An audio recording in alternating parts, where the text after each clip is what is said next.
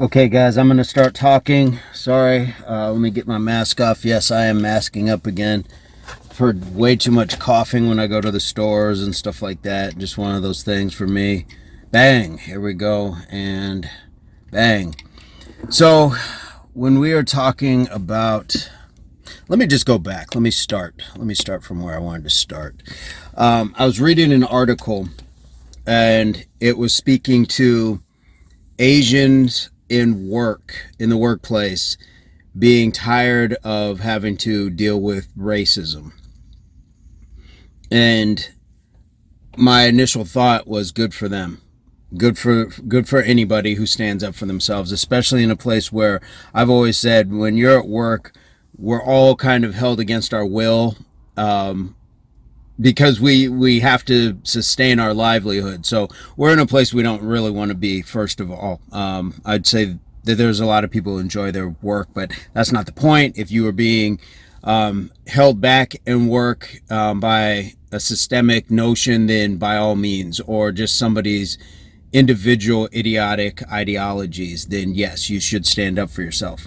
And we've seen a growth of that since the COVID virus, which the former administration, what do you call, Kung Flu? We just heard a lot of things, and it was very easy to finger point, but nobody took accountability for their part in spreading by not adhering to certain things. But I digress. My point being, at some point, we have to look at other demographics that are suffering the same but different and say we need to join together.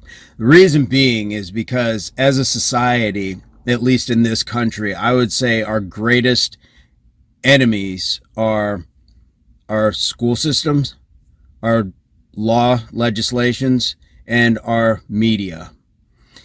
School, we are taught inaccuracies in history, and that lead us to believe the things that we grow up to believe.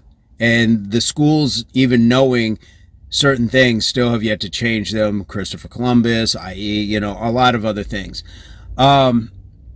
Legislation, well, if we are taught that certain people deserve certain things or don't deserve certain things, then by the time we're old enough for laws and voting and things like that, we don't care what happens to other groups because they deserve it. We learned that. Media's changed. But for, I would say, boomers and Gen X, it's really been detrimental. And that's what we're seeing the majority of still citizens as far as voters, earning power, things like that. This is a hard one because back in the day, again, you have, much like the school system, it was teaching you things that were inaccurate in a lot of ways. And it was creating caricatures of certain groups. Let's go back to the Asians.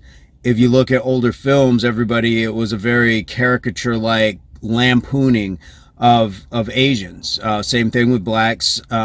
With natives, I would say they were portrayed more as just, savages. But there's always this notion, or there's always a stereotype painted, and that's dangerous. So those are the big three for me.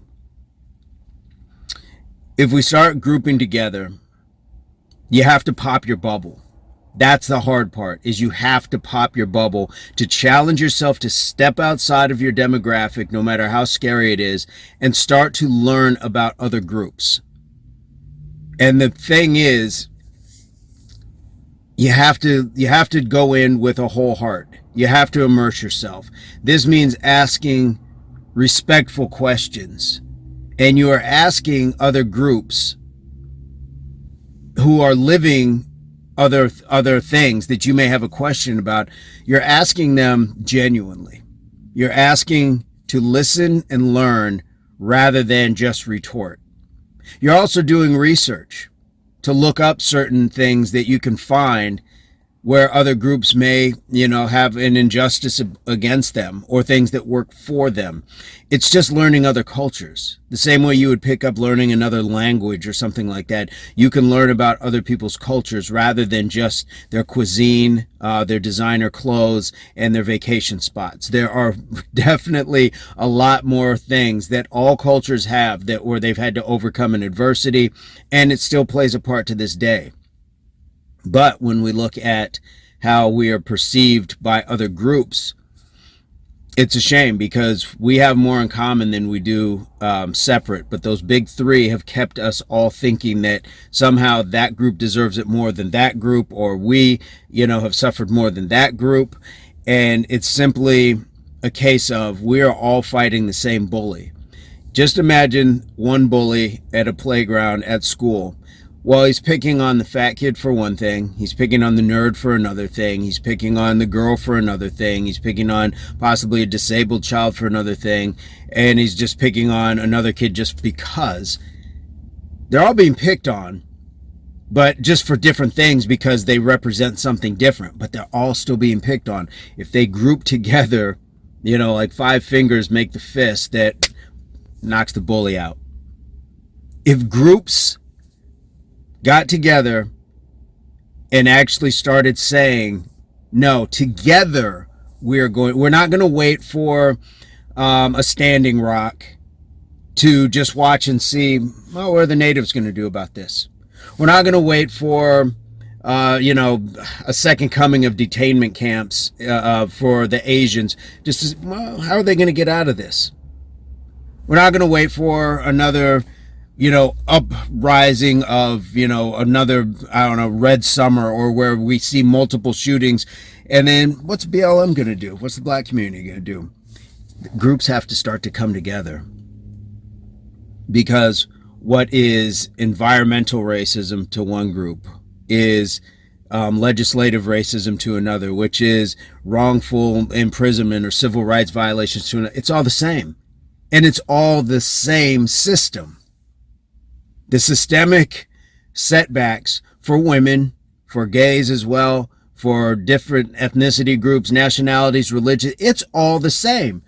But we've been taught by the big three that somehow they deserve that because they come from a country where there's terrorism and bombings, as if our country doesn't have that.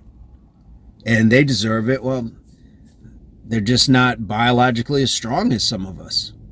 And they've got it good. Or they aren't from this country. And so therefore, somehow even their status is still a second class status. All of that is nonsense. But you do have to pop your bubble. You have to not be afraid to learn something that may challenge your confirmed bias and may actually show that you weren't right in that, and that you were taught wrong. Not that you weren't right, but that you were taught wrong.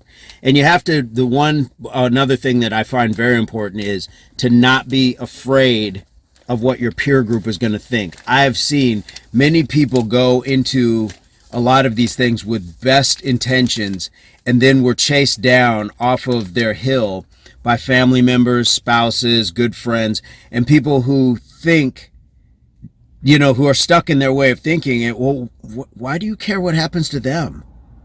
Why do you, but meanwhile, good people. Of course there's criminals in certain demographic. Of course there are, this, that, and the other. In every demographic, there's some form of good and bad. You have to seek out the good, and possibly it will give you some understanding of the bad. And this does not mean that you have to agree with it once you find it. But when you open your mind and expand your consciousness, when you pop that bubble and have a bright light shine that reflects off of you into enlightenment, you may come to a better understanding and sometimes a better empathy for what other groups are going through, rather than just to sit in the stone of prejudice and say, well, they deserve it, or it's not happening to me, so what do I care? I think I'm going to leave it at that. Pop your bubble, step outside, There's people all around us to ask questions. And if you don't know anybody, there are chat groups. Like, you can be at a safe distance to ask as well and get from multiple sources. So multiple groups of people, you can't just walk up to one, I don't know, synagogue and ask. You have to ask multiple groups, get multiple and diverse answers to your questions from people who don't know each other, people, on chat groups, people up close. Then do your research, read on authors representing these groups, or look at, I don't want to say look at the news because it's so skewed sometimes, but you can learn. Just like you can learn another language, just like you can learn to cook somebody else's, cuisine from other nations, things like that. You can learn of their struggles. You can learn of their triumphs. You can learn of a lot of things. And it doesn't mean you have to turn it into Cinco de Mayo, just something to get drunk over. Again, I'm going to leave it at that. What are your thoughts on this? I'd really love to hear people's thoughts on this. We're all fighting the same bully. And if we unite and stop seeing each other as people who deserve to be at a lower rung than us, just to keep our heads above water, then it's at some point we can't continue to blame the big three that I named before. At some point it's on us as individuals to stand up and say, I know better, and I don't want that for myself, so why would I want it for someone else? Advice, comments, experience, have that ace up your sleeve. Notifications, subscriptions, all free and appreciated. And again, I hope this finds everybody in total health of mind, body, and soul. Peace, love, unity, solidarity.